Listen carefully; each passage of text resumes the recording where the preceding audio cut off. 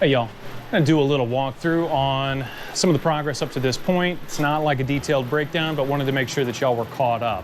If you're wanting to see stuff in real time, be sure to go find me over on Instagram, Willomet Motor and Fab. But in the meantime, I'm gonna do a little walkthrough of the progress that I've made on the truck for Squarebody Summer, which is Rev5 suspension on the Suburban and a few other odds and ends. A lot of stuff from Offroad Design and from some of my other friends as well. So, I'll show you what we're working on.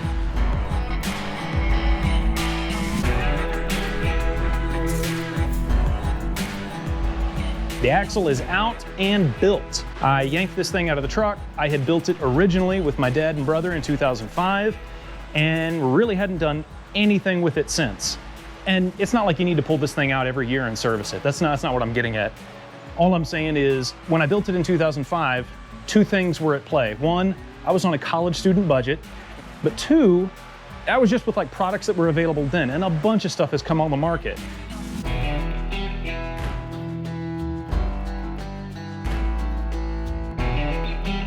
The plate steel diff cover it's a good cover, nothing wrong with it, but I had welded on a mount for the ram, and that was just a bad idea, and I wanted to get to something that had a little bit better, coverage around the bolt holes.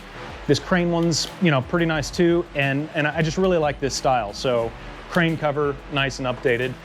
I also did, when I went through all this, new seals, fresh grease in all the bearings, typical axle rebuild kind of activities, new rod ends with the Kevlar grease cups from Offroad Design. Then you've got the coilover brackets. That was a pretty good chore. That was like a full weekend of welding, which I love.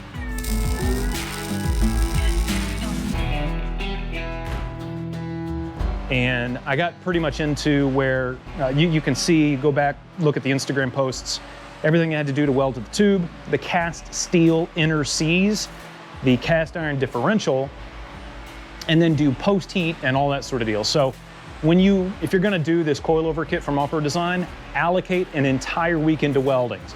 Outside of that, my U-joints and axle shafts were fine, so I put those back in. I did use the outer axle seals that you can get from ORD here at the end of the tube. Pretty excited to see how those keep the inner parts of the tube clean and maybe make my inner seals last a bit longer.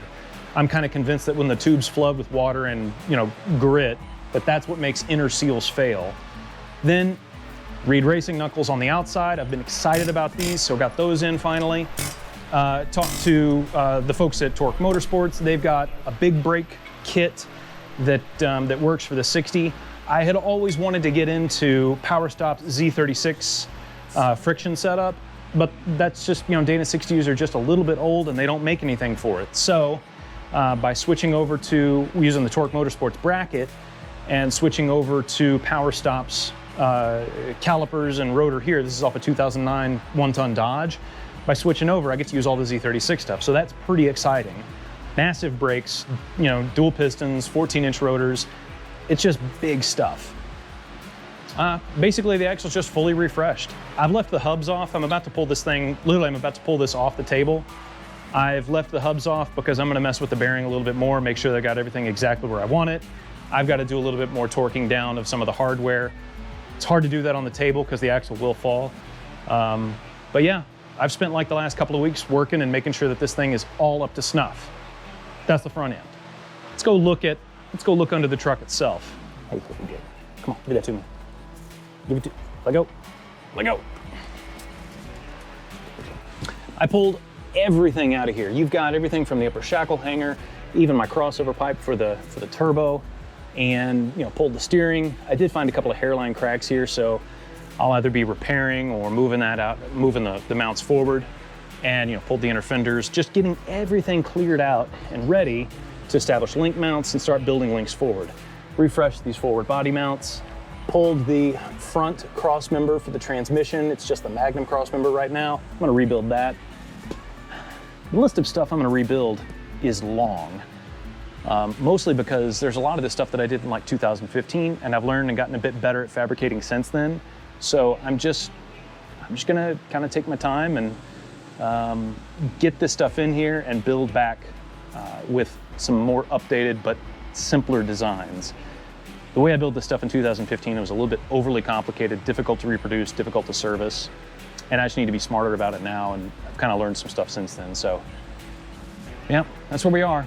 It doesn't seem like a lot, but there's a lot of little things that have gotten done. And this is the progress.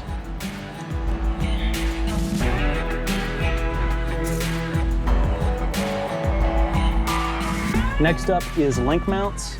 They're gonna go back here, back behind the body mount.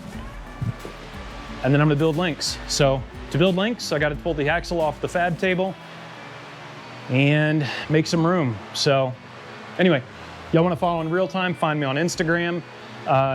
Be sure, I'm gonna put the links for all the manufacturers that are supporting this project. All those links are here in the description.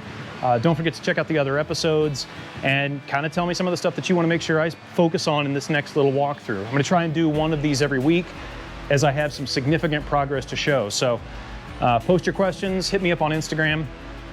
And actually, I got some stuff that we're gonna do for a giveaway here in probably a couple of days. So, stay tuned for that.